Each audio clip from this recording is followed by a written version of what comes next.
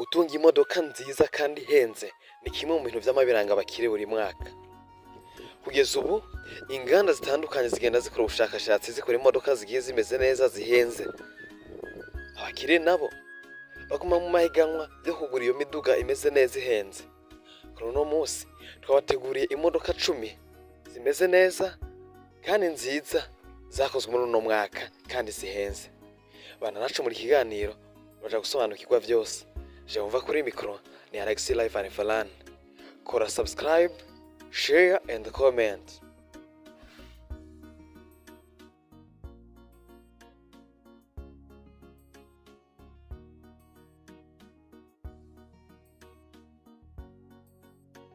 Izi modoka zifatwa nk'indorerwamwo y'iterambere y'ikoranabuhanga, ubwiza n'imiterere yerekana icerekezo c'imodoka z'ahazaza.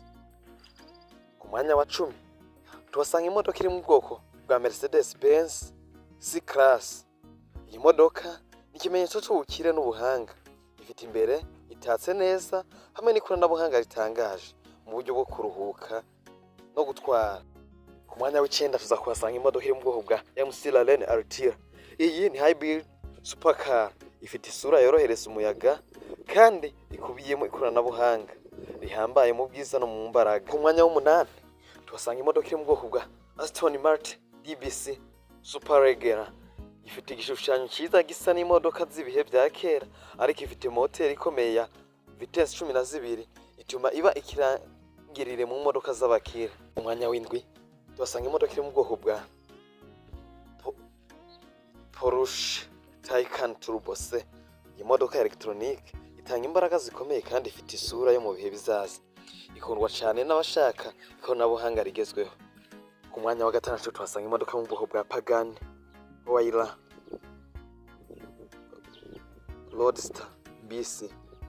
Ifite ubuhanzi n'ikoranabuhanga ridasanzwe mu buryo ikoranye, yerekana ubwiza buhambaye hamwe no gukoresha ibikoresho vyihariye.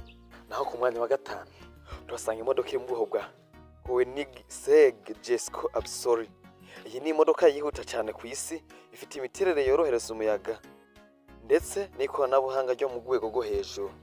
Mwanya wa 4 tuhasanga imodoka iri mu bwoko bwa Ferrari CF90 Stradale. Umwihariko wayo ni isura yayo nziza, imbaraga zayo nyinshi ndetse no kuba ari imodoka ya hybrid ifite imikorere idasanzwe. Aho ku mwanya wa 3 tuhasanga imodoka iri mu bwoko bwa Lamborghini Revirto.